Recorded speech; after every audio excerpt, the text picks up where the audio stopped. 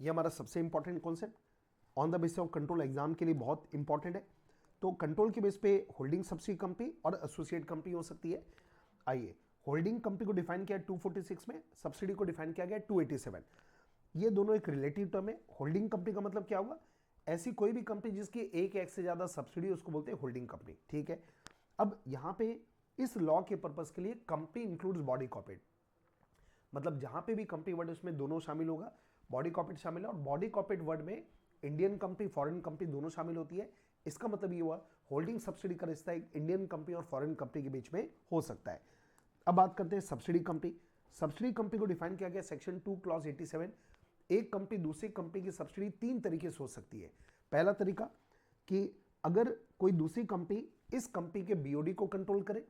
Second point, अगर इस company के 50% से ज्यादा वोटिंग पावर को ये कंट्रोल करे, चाहे अकेले अपने खुद के द्वारा या इस कंपनी की कोई सब्सिडी के द्वारा, इस कंपनी के एक से ज्यादा सब्सिडी के द्वारा।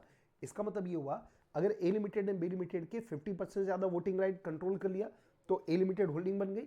अब ए लिमिटेड की कोई और सब्सिडी है तो अगर उस सब्सिडी ने भी बी लिमिटेड के शेयर खरीदोगे तो वो भी ए लिमिटेड में जुड़ जाएगा। इसके बाद सेंट्रल गवर्नमेंट को पावर है कि वो कुछ class of company holding company बोल सकती है जो एक लिमिट से ज्यादा की लेयर ऑफ सब्सिडी नहीं बना सकती, मतलब वर्टिकल। तो यहां पे एक रूल बनाया गया सेंट्रल गवर्नमेंट के द्वारा और उस रूल में मैक्सिमम 2 लेयर तक सब्सिडी बनाना अलाउड है। इसके बाद अगला पॉइंट है होल्डिंग सब्सिडी का तीसरा तरीका होता है चेन होल्डिंग। चेन होल्डिंग का मतलब क्या हुआ? सब्सिडी की सब्सिडी को उस सब्सिडी का होल्डिंग माना जाएगा। इसका मतलब ये हो गया अगर ए लिमिटेड एक कंपनी है, बी लिमिटेड उसकी सब्सिडी है और सी लिमिटेड बी लिमिटेड की सब्सिडी है, तो यहां पर सी लिमिटेड को ए लिमिटेड की भी सब्सिडी मान लिया जाएगा। अगला पॉइंट है ये जो ऊपर में लिखा ना कि बीओडी का कंट्रोल, तो बीओडी के कंट्रोल का मतलब क्या होता है वो एक्सप्रेशन में डिफाइन है। बीओडी के कंट्रोल का मतलब होता है कि अगर किसी कंपनी के सारे या मेजॉरिटी ऑफ डायरेक्टर को अपॉइंट या रिमूव करने का पावर कोई दूसरी कंपनी के पास आता है तो वो दूसरी कंपनी माना जाएगा कि आपको कंट्रोल कर रही है और वो आपकी होल्डिंग कंपनी मानी जाएगी। और कंपनी में बॉडी कॉर्पोरेट शामिल है, ऑलरेडी बात कर चुके हैं। चलिए अब एक खास बात है, नोट्स में 2 इंपॉर्टेंट पॉइंट है। अगर एक कंपनी के बाद दूसरी कंपनी के शेयर फिड्यूसरी कैपेसिटी में, और फिड्यूसरी कैपेसिटी का मतलब होता है एज अ ट्रस्टी, तो उसको शेयर होल्डिंग में काउंट नहीं करेंगे।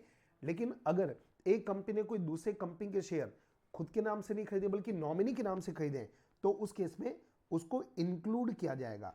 तो नॉमिनी के जो शेयर्स हैं वो भी आपकी कंपनी के शेयर्स माने जाएंगे।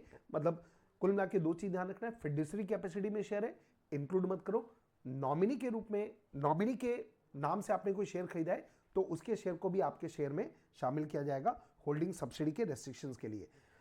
इसके बाद वो जो रेस्ट्रिक्शंस है लेयर के बारे में, इसके ऊपर रूल है the company restriction on number of layer rules 2017। इसमें लिखा है कोई भी कंपनी की 2 लेयर से ज्यादा की सब्सिडी नहीं बन सकती और जब काउंटिंग करेंगे तो उसमें होल्डी ओन सब्सिडी को काउंटिंग में नहीं लेंगे। और लेकिन कुछ ऐसी कंपनी है जिसमें 2 से ज्यादा भी लेयर अलाउड है, मतलब एग्जम्प्टेड है रूल से, banking company, NBFC, insurance company और गवर्नमेंट कंपनी। तो ये 4 ऐसी कंपनी है जो कितनी भी लेयर बना सकती है, उनके लिए रेस्ट्रिक्शन एप्लीकेबल नहीं होगी।